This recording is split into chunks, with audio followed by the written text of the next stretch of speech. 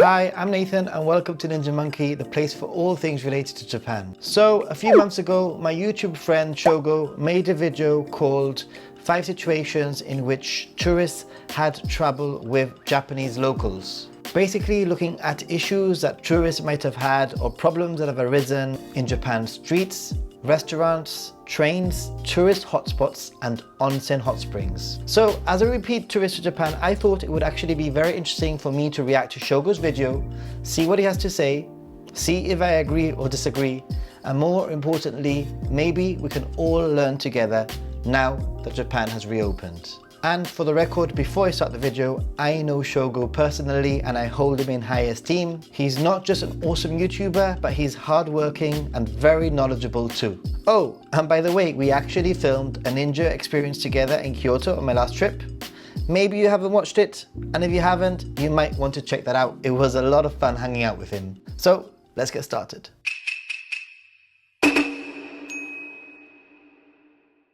It seems that Japan, the most backward country in the world, is finally Japan, the reviving most backward tourism country in the world, little by is little. finally reviving tourism. Finally, yes. Well, I wouldn't say backward, but yes, finally. So today, I will introduce the major troubles that used to happen So in five different situations. I'm sure there's more than when 5, tourism but was these are still the ones that active. he's The chosen. troubles will be more related to unique customs in So, Japan let's see. towards the end. So I hope you can enjoy the full video. Okay, so it's interesting that he mentions unique customs in Japan, because that's probably the key here. You know, that different societies and cultures, they have different ways of doing things. So we just need to be a little bit aware of the way that they work and they act in the country that you're visiting. One thing I need to make very clear before I start. The rules I will introduce One thing you need include to make some clear that before he Japanese starts. people often break a lot, and some that may be considered common sense anywhere in the world. Sometimes we go to Japan and we go through the lens of, you know, Japan is so amazing, nothing's wrong, etc. But yeah, Japanese people do break rules sometimes too. Same thing goes about me. Ultimately, I'm just giving you my thoughts. Doesn't mean that I'm right. 1. Smoking outside Smoking. of designated Interesting, areas. yes. 2. Littering on Littering. the streets. Mhm. 3. Eating while standing. 4. Interesting one. Sitting down on the streets. Sitting down on the 5. streets. I've seen Randomly lots of parking Japanese people bicycles. sitting on the First, streets. about smoking. So, first of all, I don't smoke, so it's not something that affects me directly. But I'm very, very aware of smoking restrictions in Japan. Smoking restrictions in Japan have become more strict And they are over the becoming more years. strict. And as a rule, smoking is only allowed in designated areas. For breaking these rules, there is a high risk you will be fined. I've actually seen police officers on the street stop smokers that are walking. Usually, a lot of the time, smokers that are stopped are actually Japanese, by what I've noticed. If you want to smoke though, you can easily find the designated areas. Yeah, I was really surprised that there are even designated areas to smoke on beaches. So if you're in the beach, you need to actually go to a designated area to smoke, which is quite, for me, it's quite interesting. Next, littering on the streets was also Littering a on the big streets. problem. I'm sure why many tourists tend to Interesting. litter on the streets is because Japan hardly has any public trash cans. Not having trash cans or rubbish bins definitely is something that you need to get used to, either taking your trash back to the hotel or waiting until you do find the trash can, maybe somewhere near a convenience store, etc. This is to avoid disrupting the landscape and preventing terrorist attacks. Most Japanese terrorist are attacks, used to taking their trash home, but I'm sure Okay, there many you go. people feel uncomfortable holding on to trash or keeping it in their bags. Yeah, as a tourist, I have to say that when you are basically walking around and traveling around Japan so much, around like for example, Tokyo, walking around all of the day, the last thing you want to be doing is like carrying your trash plus your souvenirs in your bag, in my opinion. So you need to manage how you do this. However, this actually isn't such a big problem because Japan has convenience stores almost on every block. Oh, there we go. And those He's stores saying what I just will said, always have convenience garbage stores. cans. Yeah, you can just basically take your mostly bottles that take up a lot of space. You know, you can put those in the trash cans or the rubbish bins in convenience stores. Also at station platforms, you'll find them. The third is eating while standing on the streets. Something that I do. I'm not gonna lie. But I think it's something that as a tourist, I guess, I don't know. Obviously, when I don't like go walking down the streets eating a slice of pizza or a whole box of pizza, but if I have like something in my hand, a quick snack, I might eat it, you know, in 10 seconds sort of thing. So I think that we do have this special tourist card. We can get away with lots of things. Doesn't mean that it's right. I'm definitely going to try and correct this behavior next time I'm in Japan. In many cases, it is forbidden to eat cup noodles or rice balls bought at the convenience stores outside, basically, or to eat I guess, food bought at a shopping street be careful where you directly eat on the side outside. of the road. It is understandable that shopping streets prohibit this in order to prevent the streets from getting crowded. However, there seems to be a difference of opinion among Japanese as to whether or not eating in front of convenience stores or eating while walking are bad manners. While many young people in their 20s and younger are not bothered by it, many older people consider it misbehaving and offensive. The fourth is sitting down on the streets. Sitting down on the streets. Many Japanese consider the act of sitting on the side of the road as a very vulgar act. There are a variety of reasons, such as simply looking dirty or looking like a beggar. In fact, many of the Japanese who actually sit in Japan tend to be social misfits, like juvenile delinquents, like you might have seen in anime movies. Interesting. To be honest, a lot of places in cities in Japan will actually have signs that say like, don't sit here. It is tempting, you're tired, etc. But I understand not wanting to loiter around an area and sit down around, around an area. But I must say that in the early mornings, you do find a lot of drunk people sitting on the sidewalks, you know, in Tokyo, around Shinjuku, etc. I have seen it before. Lastly, the fifth trouble is randomly parking bicycles. I mean, this is an issue that I don't think I would personally have. I have driven bicycles in Japan before, but they've usually been in more rural areas rather than cities, so... In Japan's urban areas, major tourist attractions are often within bicycling distance. Therefore, it is fun to explore Japan by renting a bike and enjoying cycling. However, when it is time to get off the bike many people seem to just leave it somewhere randomly on the streets. I think that bike rules in Japan are becoming stricter. I remember the first time that I went to Japan, 2014, I was with some Japanese people who were cycling around, what was it? I think it might have been Takayama, like a more rural town sort of city, and we were pretty much leaving the bike anywhere. Just like how smoking needs to be done in designated areas, bicycles must also be parked in designated bicycle parking areas. It makes sense. It does make sense, I guess.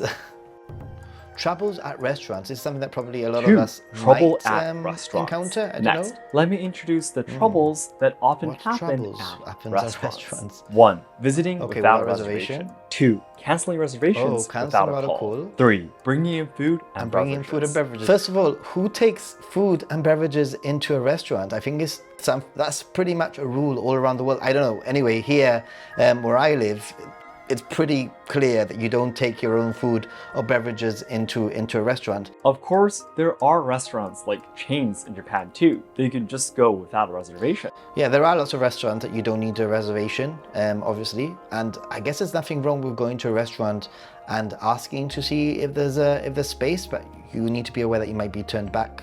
But it's generally better to let them know in advance. It seems there were some people who got into a fight with the restaurant for going without a reservation and not being able to eat inside. Seriously? People shouldn't take things so seriously.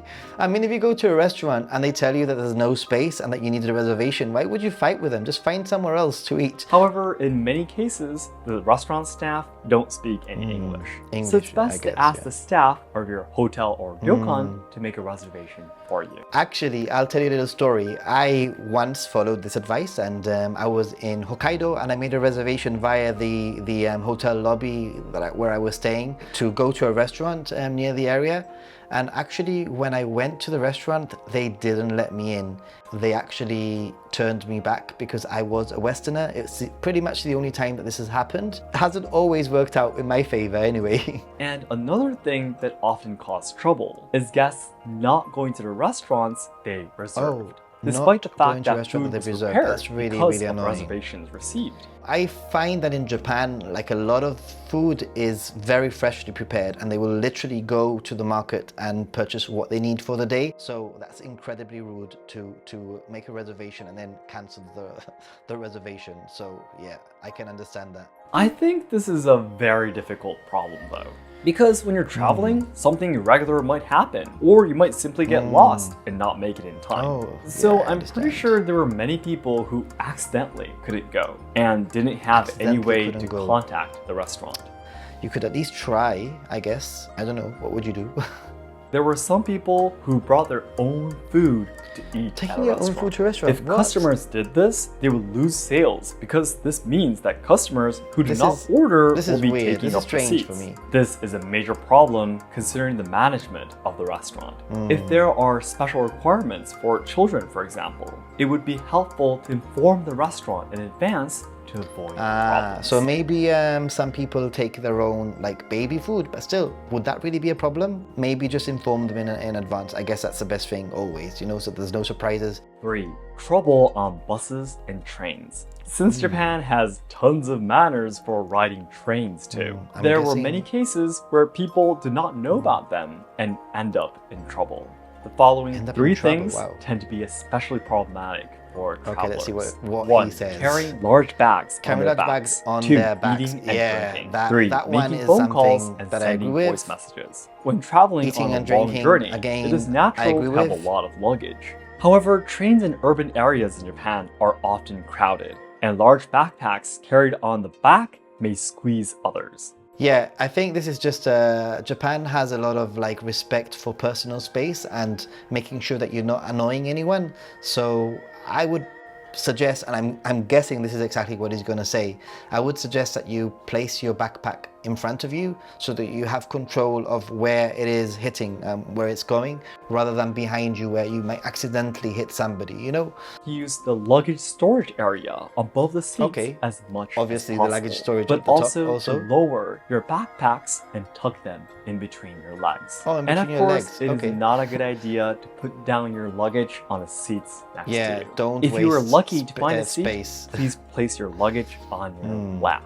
Good advice, Shogo. Next, you should refrain from eating and drinking on trains. I find it really uncomfortable to eat and drink on a train, not only because it's, in my opinion, quite difficult to do, especially if you don't have a seat.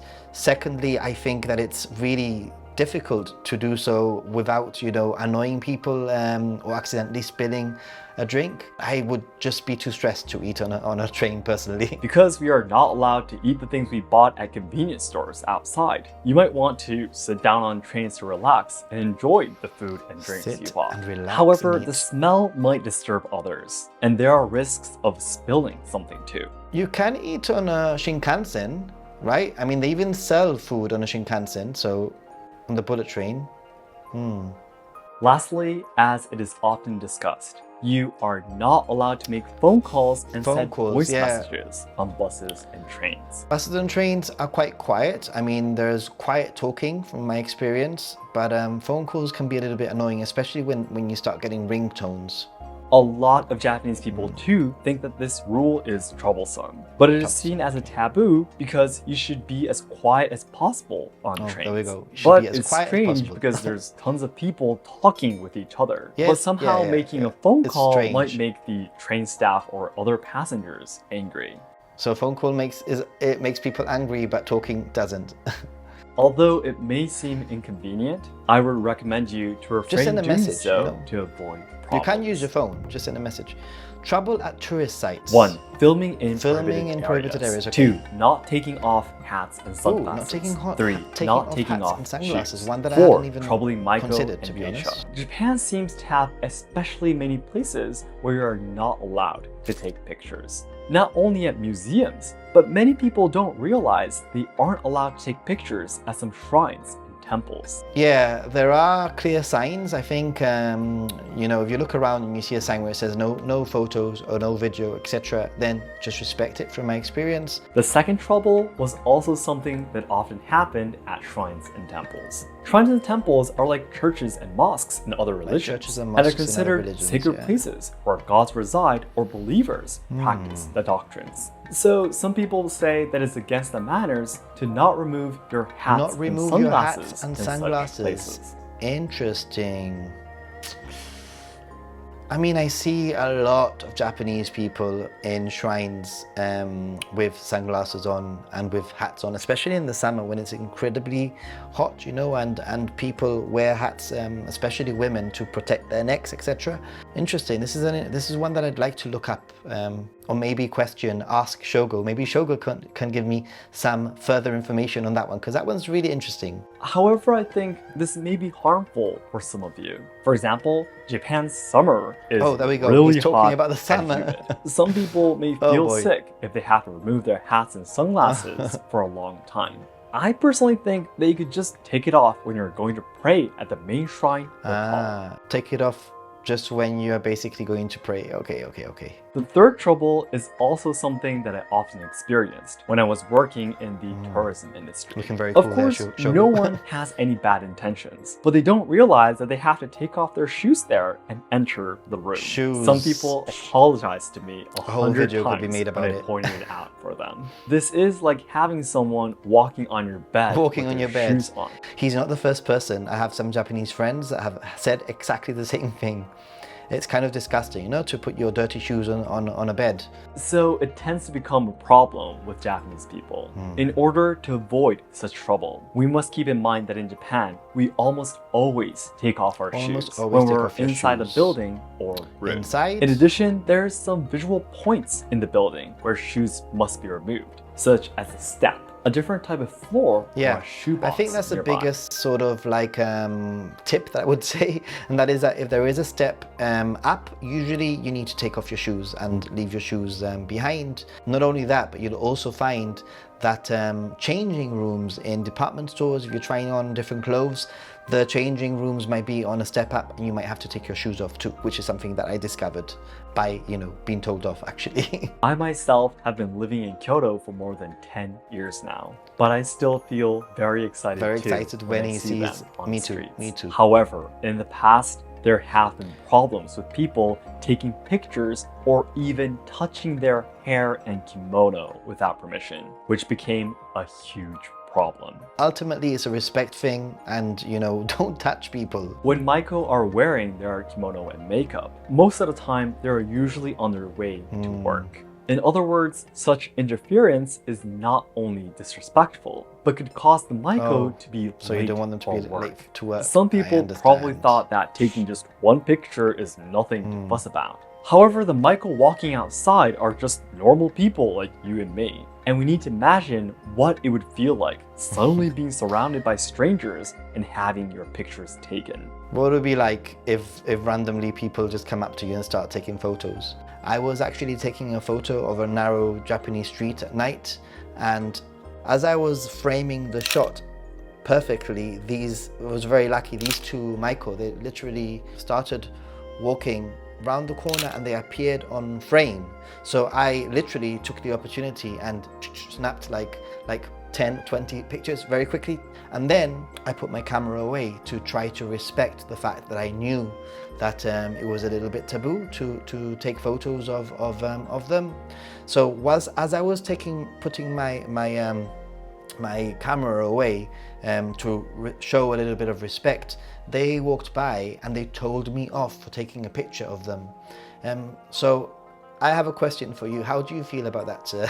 About the fact that I was told off, even though I wasn't, you know, intentionally taking a photo of them, but I just took the opportunity because they appeared on frame just before I was going to take a picture.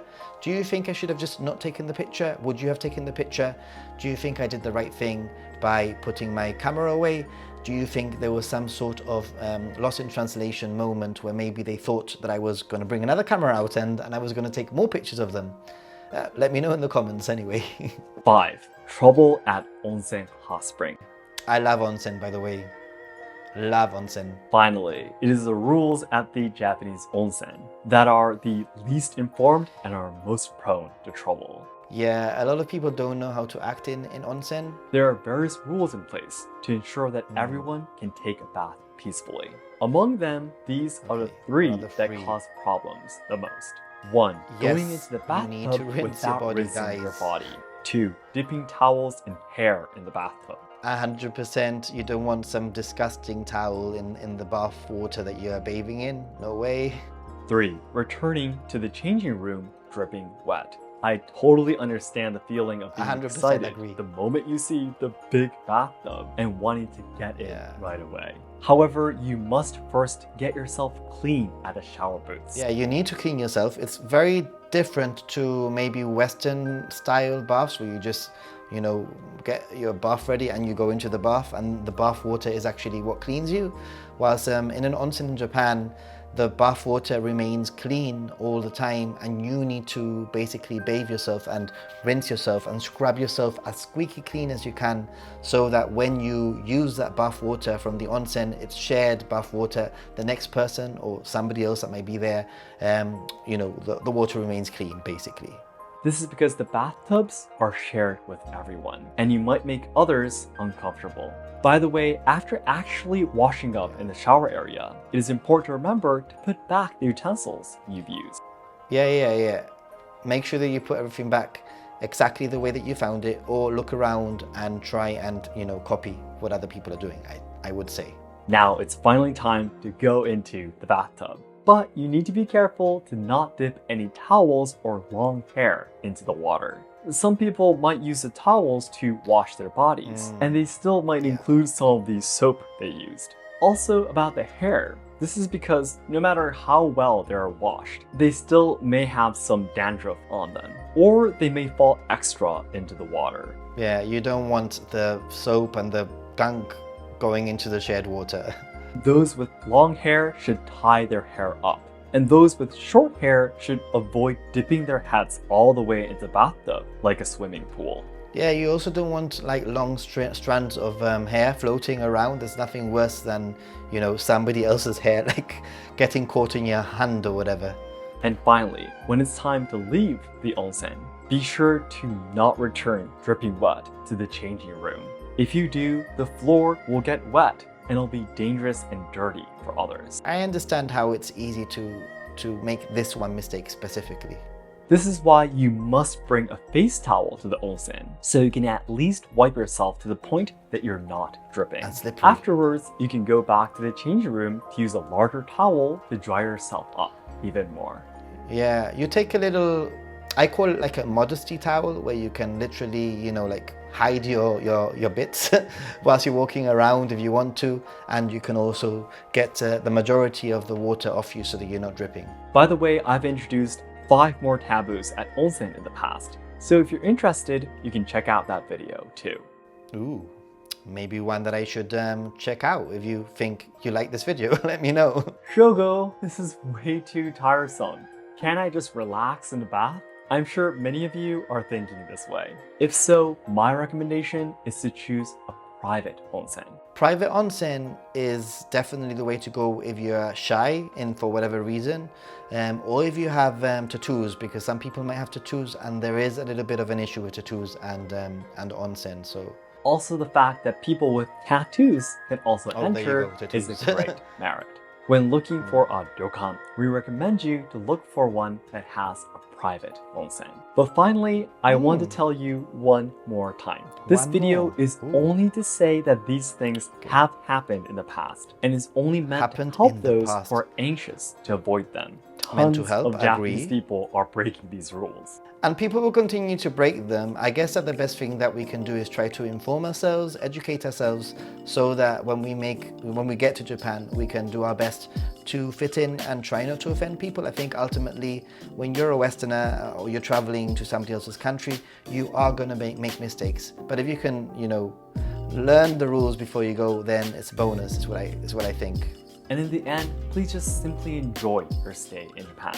I agree. Simply enjoy your stay in Japan. It's going to be wonderful. Cool. Well, I really enjoyed that video. I think there are quite a few things that I think I aligned with in terms of his opinion and mine are very similar. Sometimes I was saying things just before I was hearing them, but there are some interesting things like the wearing of the hat in the shrines or the sunglasses, especially in the summer. But he does touch upon that. The fact that, onsen is such a big thing and people don't know how to use it. Sitting on the streets in Japan being a taboo is an interesting one, because I do, especially, on a night out at night, I see quite a lot of young people sitting on the ledge, on the pavement, and eating, walking. That's an interesting one too. As always, I would love to know your opinions, and if you did like this type of content, please let me know so I can do some more. I make travel-related content, travel tips and guides about places that you might never have heard of, and hopefully you can go and you can actually check those places out too. And check out my video, the video that I did with Shogo, where I did a game of shooting ninja stars. I wonder who won. You'll have to check out the video if you want to find out. Thank you very much for watching. It's been loads of fun. Till next time, stay positive but COVID negative. Bye.